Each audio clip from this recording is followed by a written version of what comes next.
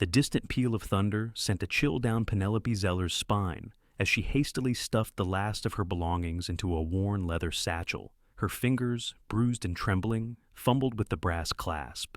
It wasn't the approaching storm that filled her with dread, but the heavy footsteps of Judge Victor Harmon echoing down the hall of his grand Memphis mansion.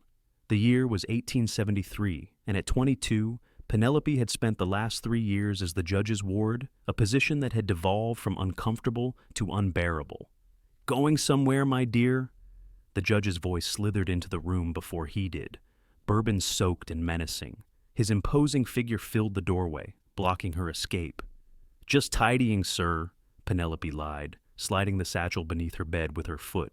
She straightened, forcing herself to meet his gaze despite the bruise blooming beneath her high collar. Evidence of yesterday's lesson in obedience. Victor's eyes, cold as a winter river, narrowed.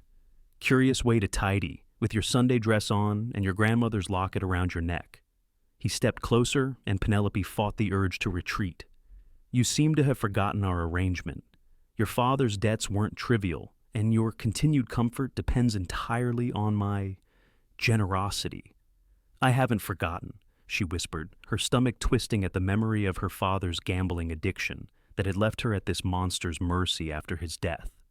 "Good." Victor reached out, his fingers grazing her cheek in a gesture that might have appeared tender to an observer, but made Penelope's skin crawl.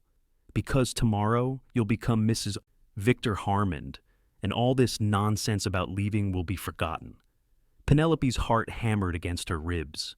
The judge had been hinting at marriage for months, but she'd managed to delay with excuses. Now, at 53, Victor Harmon had apparently tired of waiting. "I've already announced it to my colleagues," he continued, straightening his waistcoat. "The arrangements are made. This time tomorrow, everything you are will belong to me. Legally." His smile didn't reach his eyes. "Sleep well, my dear." After he left, Penelope collapsed onto her bed, silent tears sliding down her cheeks. Her fate seemed sealed until she spotted the folded newspaper that had fallen from her satchel. She reached for it with shaking hands, opening to the page she'd circled earlier. "Mail order brides sought. Strong women needed for frontier life in Wyoming territory. Respectable men of means seeking companions to share prosperous ranching life." Hope flickered like a distant lantern. The telegraph office closed at midnight. If she could reach it unseen, send a response to one of these advertisements, perhaps there was still a chance. She glanced at the grandfather clock in the hallway through her open door 9:10. Victor would be in his study with his ledgers and whiskey until at least 11. By midnight, her telegram was speeding westward, and by dawn, she was aboard a train bound for St. Louis, her heart pounding with fear and desperate hope. The response had come faster than she'd dared hope. A man named Adam Thornton had replied to her urgent wire with surprising promptness, offering immediate marriage upon her arrival in Cottonwood Creek, Wyoming. He'd even sent money for her journey. The brevity of their exchange left many questions, but Penelope had no luxury of hesitation. Between a known devil and an unknown cowboy, she chose the latter. The journey was grueling 5 days of rattling train cars, followed by 2 days on a stage coach that seemed determined to break both itself and its passengers across the unforgiving terrain. Penelope had never traveled further than Nashville before, and the vastness of the country unfolding before her was both terrifying and exhilarating. When the stagecoach finally rolled into Cottonwood Creek, Penelope found herself gazing upon a settlement that barely qualified as a town. A dusty main street lined with weathered buildings, a general store, a saloon, a small church, and scattered houses clinging to the prairie like afterthoughts. "Last stop, Cottonwood Creek," called the driver as he set the brake. Penelope stepped down from the coach, smoothing her travel-worn dress. The late June sun beat down mercilessly, and she squinted against the brightness, scanning the small crowd for the man who was to become her husband. "Miss Zeller?" The voice was deep and quiet, like distant thunder over plains. She turned to find herself looking up at a tall man in his early 30s, his face weathered by sun and wind, with eyes the color of a summer sky. His clothes were simple but clean: a checked shirt, denim pants, and a well-worn Stetson that he immediately removed upon addressing her. "Mr. Thornton?" she asked, her voice steadier than she felt. He nodded once, his expression unreadable. Adam Thornton. Welcome to Cottonwood Creek. He gestured to her bag. May I? When she nodded, he took her satchel, then hesitated. I reckon you might want some time to rest before we proceed with arrangements. Penelope's eyes darted nervously to the boardwalk behind him, half expecting to see Victor Harmond materializing from her nightmares. She'd left no trail, but fear had become her constant companion. Actually, Mr. Thornton, if it's all the same to you, I'd prefer to honor our agreement without delay. Something flickered across his face. Surprise, perhaps, before he nodded again. As you wish. Pastor Miller can perform the ceremony this afternoon, if that suits. 3 hours later, Penelope found herself standing in the simple white church, wearing the one good dress she'd managed to bring, reciting vows to a man she'd known for less than half a day. Pastor Miller, a kindly man with white hair and gentle eyes, conducted the brief ceremony with dignity. Do you, Adam James Thornton, take this woman to be your lawfully wedded wife? The pastor asked. I do, Adam replied, his voice low but clear. When it came time for Penelope to respond, she hesitated only briefly, her thoughts flashing to the alternative she'd fled. I do, she whispered. Then by the authority vested in me, I pronounce you husband and wife. Pastor Miller smiled benevolently. You may kiss your bride. Adam hesitated, then leaned down and pressed his lips briefly. Gently to hers, a kiss so chaste it could have been given to a sister, yet it sealed a bond that changed everything about Penelope's reality. The only witnesses were the pastor's wife, Mrs. Miller, and the town's doctor, Dr. Samuel Green, who signed the marriage certificate with a flourish before shaking Adam's hand heartily. Congratulations, Adam, the doctor said warmly, and welcome to Cottonwood Creek, Mrs. Thornton. The name sounded foreign to Penelope's ears, but infinitely preferable to Mrs. Victor Harmond. The journey to Adam's ranch took nearly an hour by wagon, mostly in silence. Penelope couldn't help noticing how her new husband seemed more comfortable with the quiet than most men she'd known. When he did speak, it was practical, pointing out landmarks or naming distant mountain ranges. The ranch itself surprised her. While not grand by Memphis standards, the main house was solid and well built, with a wide porch and glass windows, a far cry from the rough cabin she'd braced herself to expect. Behind it stood a large barn, corrals, and several outbuildings, all painted and maintained. It's lovely, she said, genuinely impressed. Adam's expression softened slightly. Been working on it for 8 years now. Started with nothing but the land. He helped her down from the wagon, then carried her satchel inside. I'll bring the rest of your things in. This is all I have, she admitted. He looked at her small bag, then back at her face, but asked no questions. Instead, he showed her through the house a large kitchen with a cast-iron stove, a comfortable sitting room with bookshelves that surprised her, and upstairs, 2 bedrooms. This one's yours, he said, opening a door to reveal a pleasant room with a quilted bed, a bureau, and curtains framing a window that overlooked the mountains. Mine's across the hall. Bathrooms at the end there got running water last year. Penelope stood in the doorway, confused. Mine? Adam's eyes met hers, clear and direct. I reckon you didn't come all this way because you were hankering to be a rancher's wife, Miss Zeller, Mrs. Thornton, he corrected himself. Don't know what you're running from, and won't ask unless you want to tell me. But I gave my word to provide you protection and a home, and I mean to honor that. Nothing more expected. Relief washed through her, followed immediately by suspicion. Men, in her experience, always wanted something. Why did you agree to this arrangement, Mr. Thornton? He looked away, his profile strong against the fading daylight through the window. Been alone a long time. Ranch needs a woman's touch. Town's been pressuring me to settle down. He paused. And everyone deserves a fresh start sometimes. With that, he excused himself to tend to his evening chores, leaving Penelope alone in a strange house, married to a stranger, wondering if she'd jumped from one fire into another, or if, perhaps, she'd stumbled into an unexpected sanctuary. The first week of marriage passed in a blur of awkward adjustments. Penelope, raised in genteel surroundings despite her father's financial ruin, found herself confronted with the realities of ranch life. Adam was patient, showing her how to operate the stove, where supplies were kept, and the basics of maintaining a household far from town conveniences. She learned that Adam had 3 ranch hands: Hank, a grizzled older man who served as foreman; Miguel, a skilled vaquero from Texas; and young Caleb, barely 20 and eager to prove himself.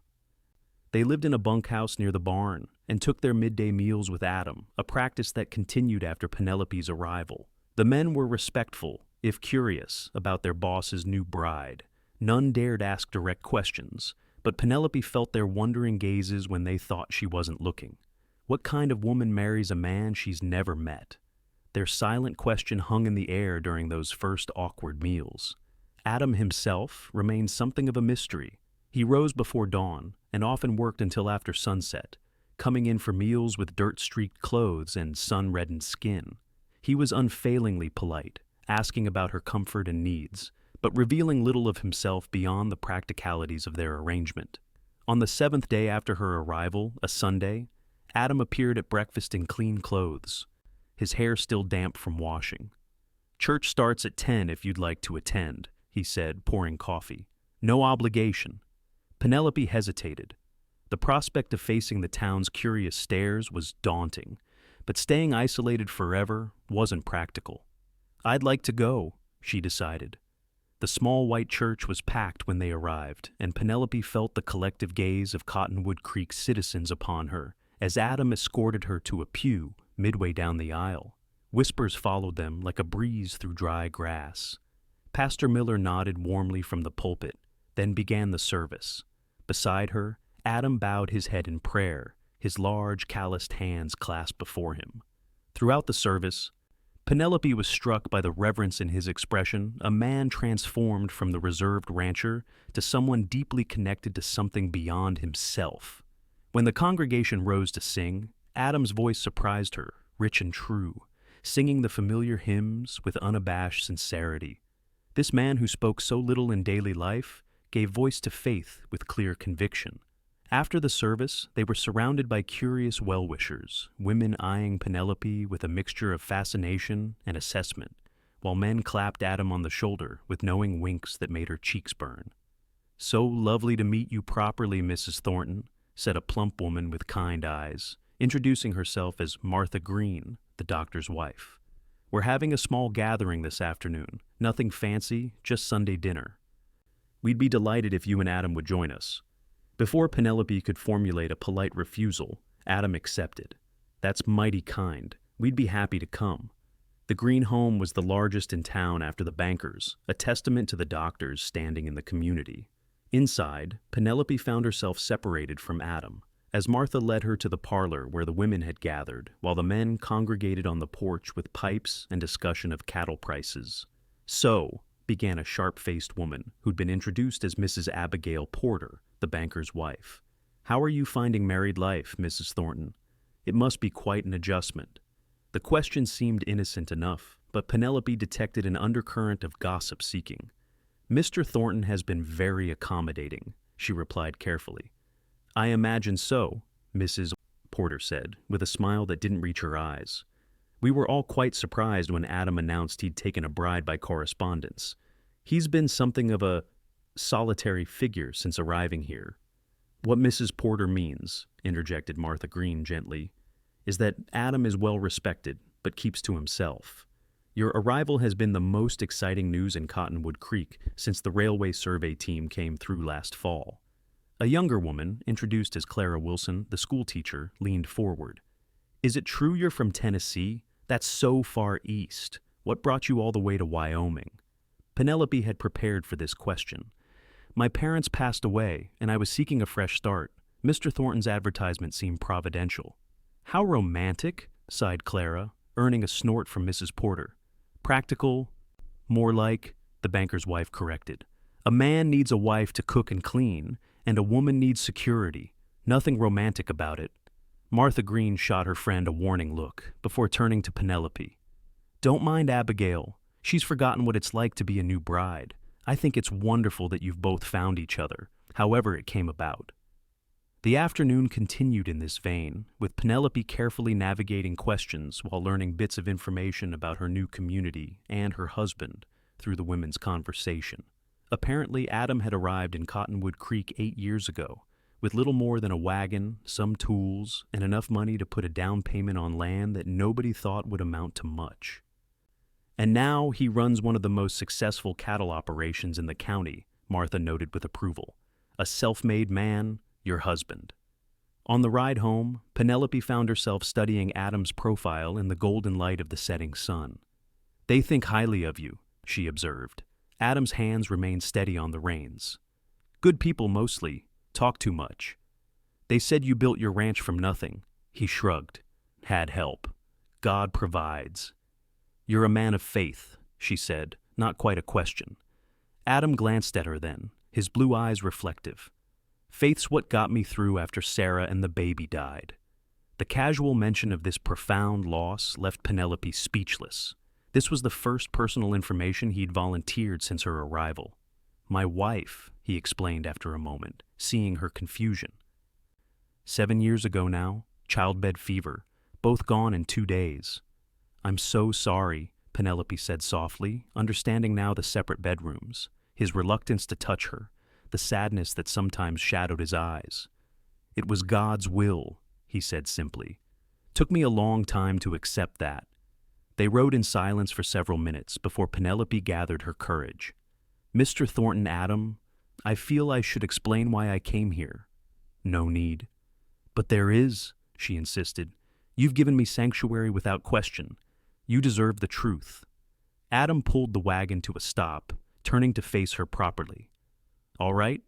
So, Penelope told him about Judge Harmon, about her father's debts, about the escalating cruelty and the forced marriage she'd fled.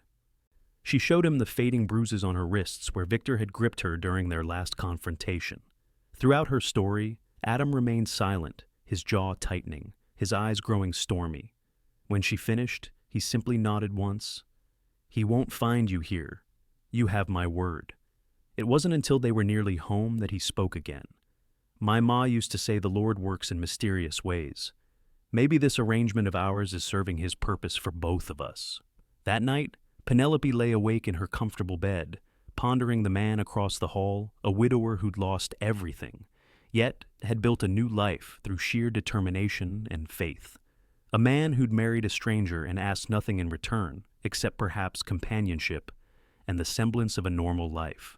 For the first time since fleeing Memphis, Penelope felt something beyond fear or uncertainty.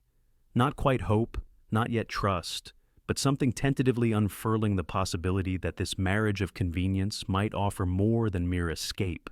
The summer heat settled over the Wyoming territory like a wool blanket, bringing long days of sunlight and work. Penelope gradually found her footing in ranch life, taking pride in transforming the functional but sparse house into a home. She hung curtains she sewed herself from fabric ordered from the general store, arranged wildflowers in mason jars, and experimented with recipes that earned appreciative nods from Adam and enthusiastic praise from the ranch hands. July brought a cattle drive to the railway depot, 30 miles north, leaving Penelope alone at the ranch for 5 days with only old Hank's wife, Millie, stopping by to check on her. The solitude was both unsettling and freeing. Without Adam's quiet presence, the house felt emptier than it should have, a realization that surprised her. When the men returned, dusty and exhausted but successful, Penelope had prepared a feast-fried chicken, mashed potatoes, fresh bread, and an apple pie that had the young ranch hand Caleb declaring he might just have to propose marriage himself if the boss didn't mind. "Careful, boy," Hank had growled, though with a wink at Penelope. "The boss might not raise his voice much, but I wouldn't test him when it comes to the missus." Adam had said nothing, but the look he gave Caleb spoke volumes, and the young man had quickly busied himself with his potatoes. Later that night, after the hands had returned to the bunkhouse and they were alone, Adam presented Penelope with a small package wrapped in brown paper. "Saw this at the general store in Riverdale," he explained as she unwrapped a beautiful tortoiseshell comb for her hair. "Thought you might like it?" It was the first gift she'd received in years, and Penelope found herself blinking back unexpected tears. "It's beautiful. Thank you." Adam cleared his throat, clearly uncomfortable with her emotion. "Just a trinket. Glad you like it." He turned to go, then paused. "The house looks nice. What you've done with it." The compliment, simple as it was, warmed her. "I've been thinking about a garden next spring, for vegetables and maybe some flowers." "Good idea." He hesitated, then added, "My mother always kept a garden. Said flowers fed the soul, same as vegetables fed the body." These small exchanges, fragments of personal history, quiet appreciations, brief moments of connection, gradually accumulated between them like raindrops filling a barrel. Never a torrent, but steady and deepening. August brought scorching heat and violent thunderstorms that rattled the windows and sent lightning spearing across the plains. During one such storm, Penelope was kneading bread dough when the kitchen door burst open, revealing Adam drenched and breathless. "One of the yearlings got spooked by the lightning broke through the fence," he explained, water dripping from his hat onto the floor. "Need to head out to the south pasture, might be a while." Penelope frowned, noting the worsening conditions outside. "Can't it wait until the storm passes? If he wanders too far, we might lose him to wolves or rustlers." Adam was already grabbing his oilskin coat from the peg by the door. "Don't wait up." The storm intensified throughout the afternoon, wind howling like a living thing as darkness fell early under the weight of black thunderheads. Penelope lit lamps and tried to focus on her mending, but worry gnawed at her concentration. When midnight came with no sign of Adam, she began pacing, peering out windows into the impenetrable darkness beyond. At 1:30, she heard hoofbeats in the yard and rushed to the door, lantern in hand.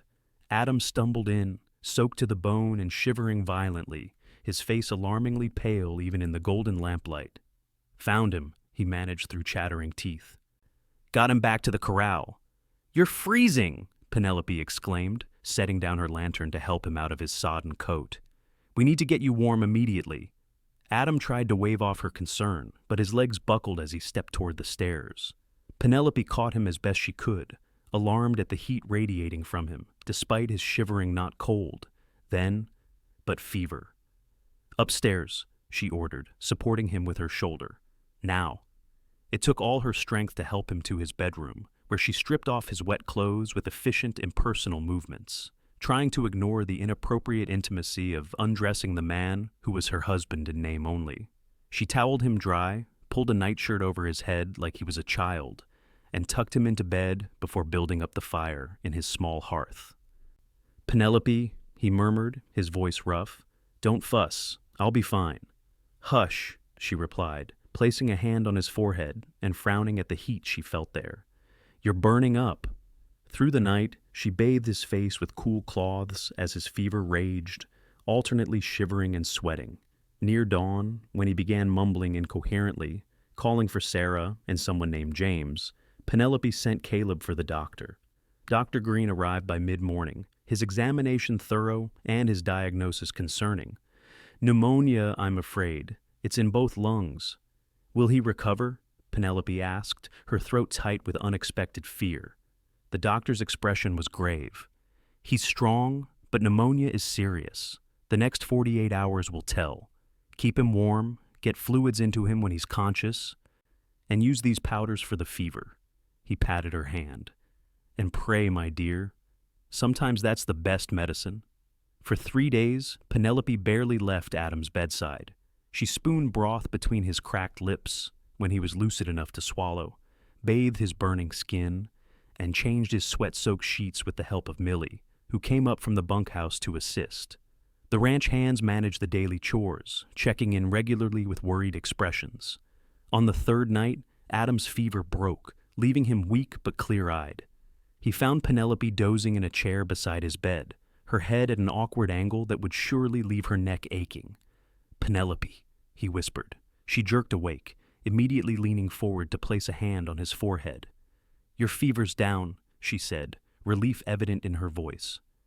"How do you feel?" "Like I've been trampled by the entire herd," he admitted. "How long have I been out?" 3 days. Adam's eyes widened. "The ranch is fine," she assured him. "Hank has everything in hand. Your only job now is to rest and recover." He studied her face, the dark circles under her eyes, the pallor of exhaustion. "You've been here the whole time." It wasn't a question, but she nodded. "Why?" he asked softly. The question caught her off guard. Why indeed had she spent 3 sleepless nights tending to a man who was, in many ways, still a stranger? The answer came to her with startling clarity.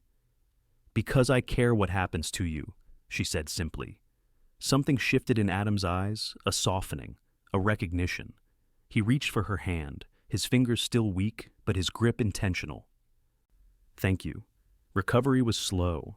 September arrived with cooler temperatures and golden light as Adam gradually regained his strength. Penelope insisted he remain in bed longer than he thought necessary, bringing him meals on a tray and reading to him from the newspaper or the collection of Dickens novels on his bookshelf. These quiet hours of enforced proximity dissolved some of the careful distance they'd maintained.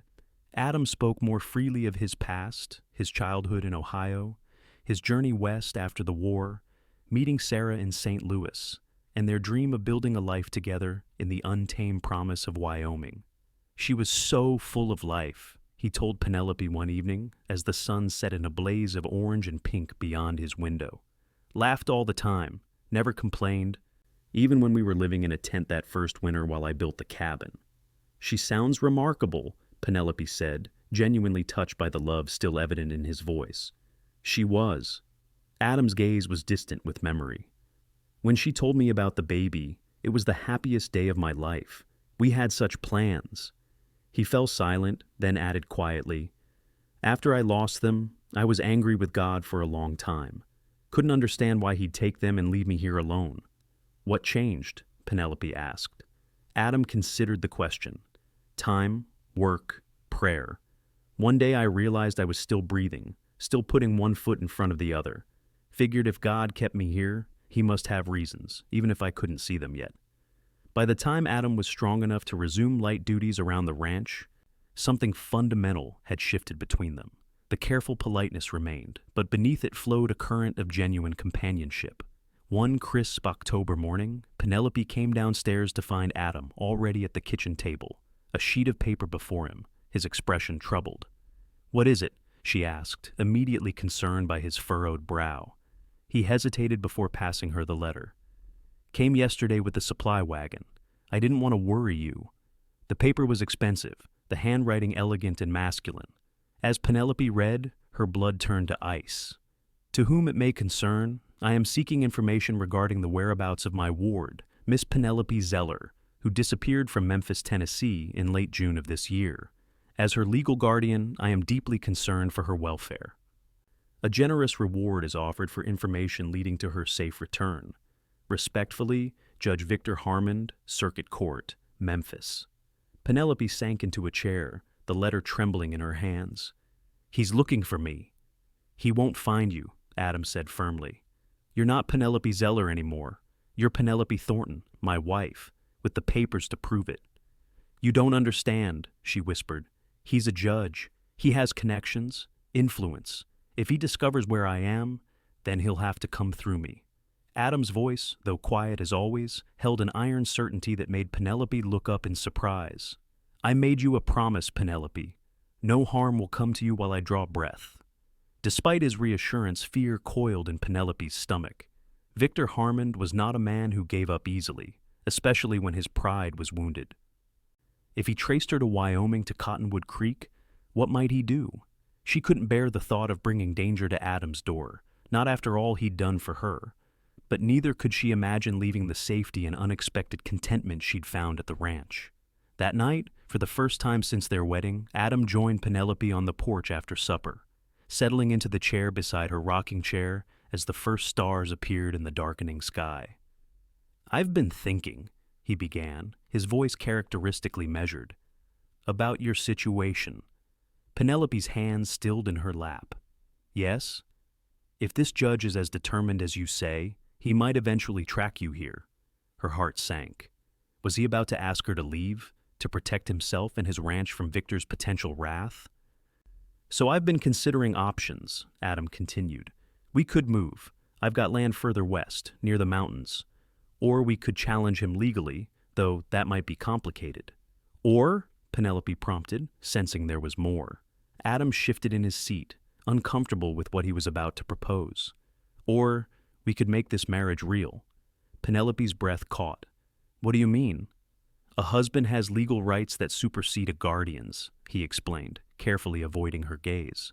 If we were truly married in every sense, his claim on you would be null. Even a judge couldn't override that. Heat flooded Penelope's cheeks at his implication. You would do that? For my protection? Now Adam did look at her, his expression earnest in the fading light. Not just for protection, Penelope. The simple statement hung in the air between them, laden with unspoken meaning.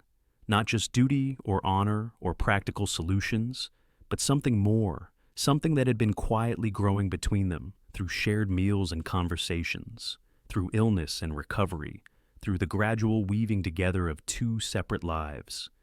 I need time to consider, she said finally. Adam nodded, rising from his chair.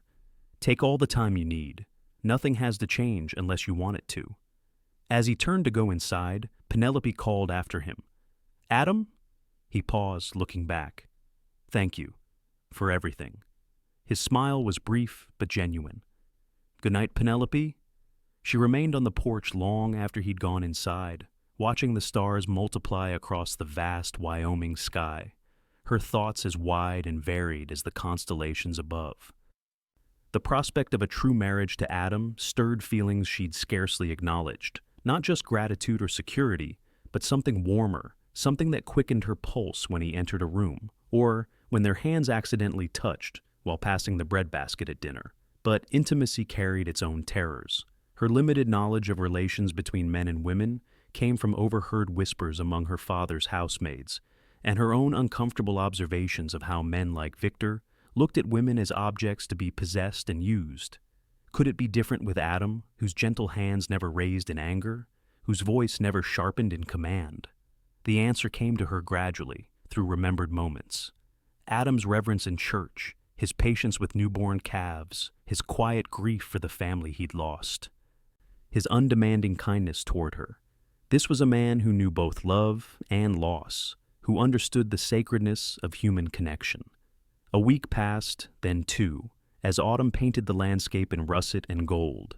Adam never pressed Penelope for an answer, never mentioned their conversation on the porch, but something had shifted between them, lingering glances, accidental touches that perhaps weren't entirely accidental, a heightened awareness that crackled like static electricity in the air around them. Then came the letter from the marshal in Cheyenne, addressed to Adam, but concerning Penelope. Judge Harmon had indeed extended his search to Wyoming territory, making inquiries about new brides arriving from Tennessee. The marshal, an old Army friend of Adam's, had written to warn him. He's getting closer, Penelope said, fear constricting her throat as Adam showed her the letter over breakfast. He won't find you, Adam repeated his earlier promise, but his expression was grave, though we might need to be prepared if he does. That evening, as the first snow of the season dusted the distant mountains, Penelope knocked softly on Adam's bedroom door. Come in, he called, looking up in surprise from the book he was reading by lamplight. Penelope entered, her heart racing. She'd changed into her nightgown but wore her robe over it, her hair loose around her shoulders instead of in its usual practical braid. I've made my decision, she said without preamble. Adam set his book aside, giving her his full attention but making no move toward her. And, I want a real marriage, she said, her voice stronger than she felt. Not just because of Victor, though that's part of it, but because she faltered, then forced herself to continue. Because I've come to care for you, Adam, more than I expected, more than I thought possible after everything that happened before. Adam stood slowly, his expression guarded, but his eyes intent on her face. Are you certain? There's no rush, Penelope. I'm certain. She took a step toward him, then another.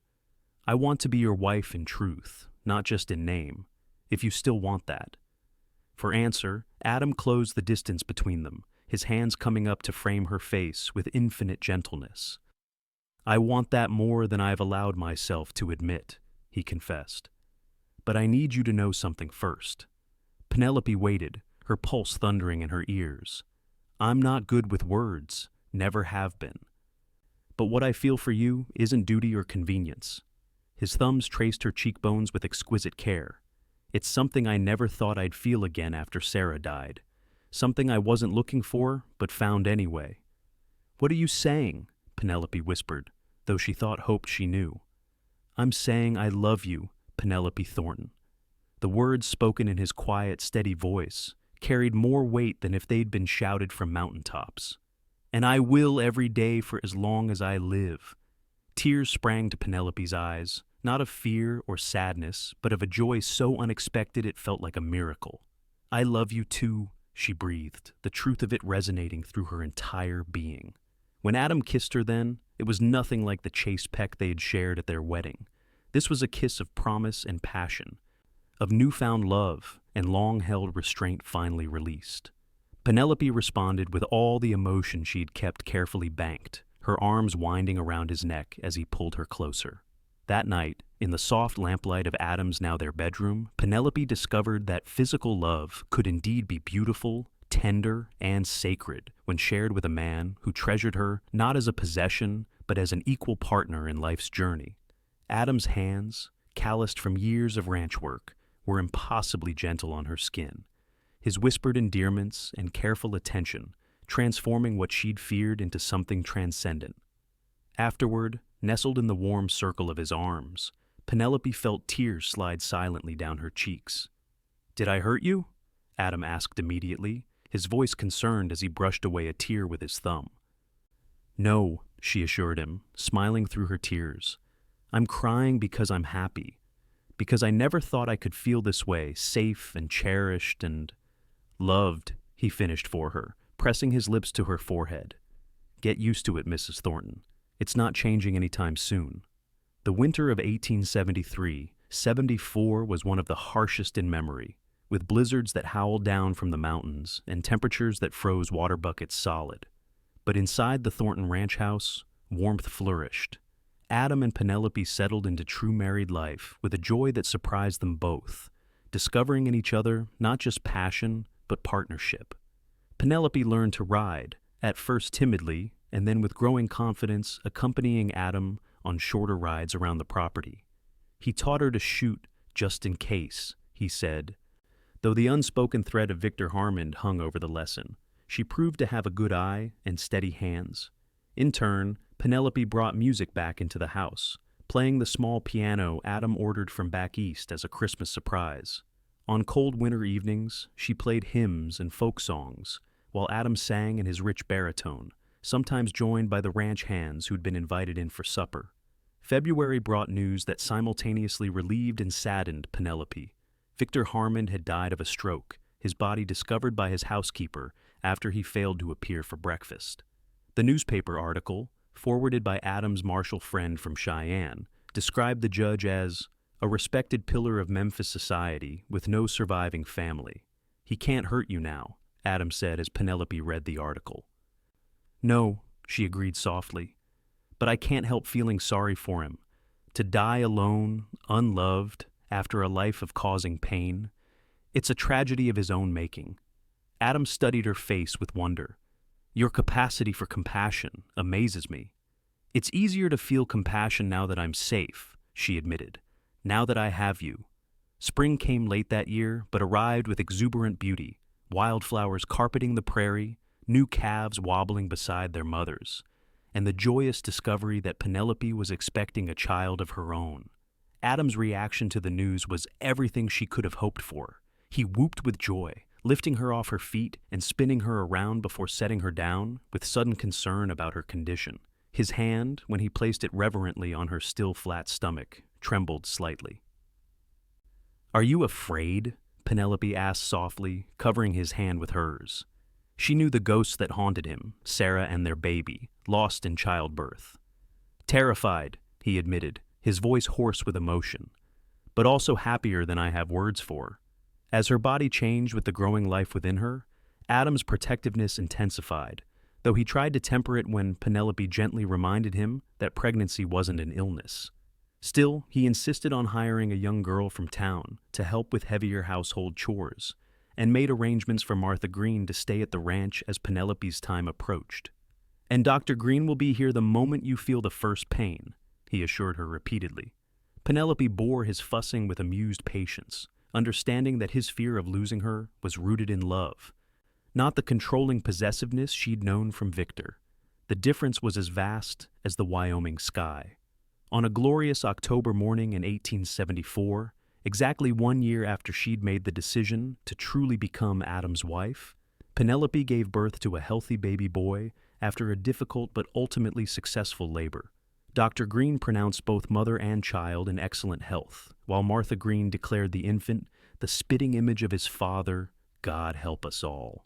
When Adam was finally allowed into the bedroom, his face pale with worry and lack of sleep after hours of pacing the hallway, Penelope saw him visibly sag with relief at the sight of her propped up against the pillows, tired but smiling, their son cradled in her arms. "Come meet your son," she invited softly. Adam approached the bed with the same reverence he showed in church, sinking to his knees beside it to better see the small face peeking out from the blankets. "He's perfect," he whispered, reaching out a tentative finger to touch the baby's cheek. "What shall we name him?" Penelope asked, though they'd discussed possibilities for months. Adam met her eyes, his own shining with unshed tears. "What about James? After my father?" "James Thornton," Penelope tested the name, smiling at the infant who yawned widely in response. "I think it suits him perfectly." Adam leaned forward to kiss her forehead, then his son's, before resting his own against Penelope's. "Thank you," he murmured, his voice thick with emotion. "For what? For answering my advertisement, for taking a chance on a lonely rancher, for giving me a family again." He lifted his head to meet her gaze directly. "For making me happier than I ever thought possible." Penelope felt tears well in her eyes, matching those in her husband's. "I'm the one who should be thanking you. You saved me, Adam." He shook his head slightly. "We saved each other." As if in agreement, little James made a soft cooing sound, his tiny hand finding and clutching Adam's finger with surprising strength. "I think he approves," Penelope laughed softly. 3 years later, the Thornton Ranch had expanded considerably, with new pastures, additional hands, and a second child, a daughter they named Elizabeth after Penelope's mother. The original house had been enlarged with a new wing, though the bedroom Adam and Penelope shared remained the same, filled now with memories of whispered confidences and quiet passion. On Sundays, the Thornton family was a fixture in the Cottonwood Creek Church, Adam's voice still rising clear and strong during hymns, while Penelope played the piano that had been donated to replace the old pump organ.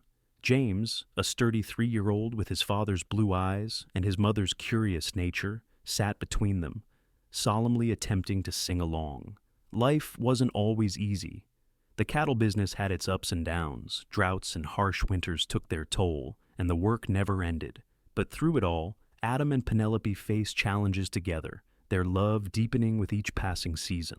On their 4th anniversary, after the children were asleep, Adam presented Penelope with a small wooden box he'd carved himself, inlaid with a pattern of roses and leaves that must have taken months of evening work. "What's this?" she asked, touched by the evident care that had gone into creating it. "Open it," he encouraged. Inside, nestled on a bed of velvet, lay a gold locket in the shape of a heart. "It's beautiful," Penelope breathed, lifting it from the box. "Open that too," Adam said with a smile. Inside the locket were 2 tiny portraits, one of James and Elizabeth together, the other of Adam himself, looking uncharacteristically serious in his Sunday best. "So, you always have us close to your heart," he explained, "though I hope we're never far from your side." Penelope felt her eyes fill with tears as she fastened the locket around her neck. "Never," she promised, leaning forward to kiss him. "Never again." That night, as moonlight spilled through their bedroom window, Penelope reflected on the journey that had brought her to this moment, from desperate flight to unexpected love, from terror to contentment. She thought of the frightened young woman who had stepped off a stagecoach in a dusty Wyoming town, seeking only escape, and marveled at how fully her life had transformed. Beside her, Adam slept peacefully, one arm draped protectively across her waist, even in slumber. Beyond their door, their children dreamed in rooms filled with handmade toys and hand-sewn quilts, secure in the knowledge they were deeply loved. Penelope touched the locket at her throat and offered a silent prayer of gratitude. She had married a cowboy to escape a cruel man, finding instead a gentle soul who never raised his voice except to pray, a man whose quiet strength had helped her discover her own, whose steadfast love had healed wounds she'd thought would never mend. Outside, the Wyoming wind sang its ancient song across the prairie, a lullaby to the family safe within the walls of the home they had built together, not just of wood and nails, but of trust and forgiveness, of patience and passion, of faith rewarded and love renewed. And in that moment, Penelope Thornton knew with absolute certainty that she was exactly where she was meant to be, home, at last, and forever.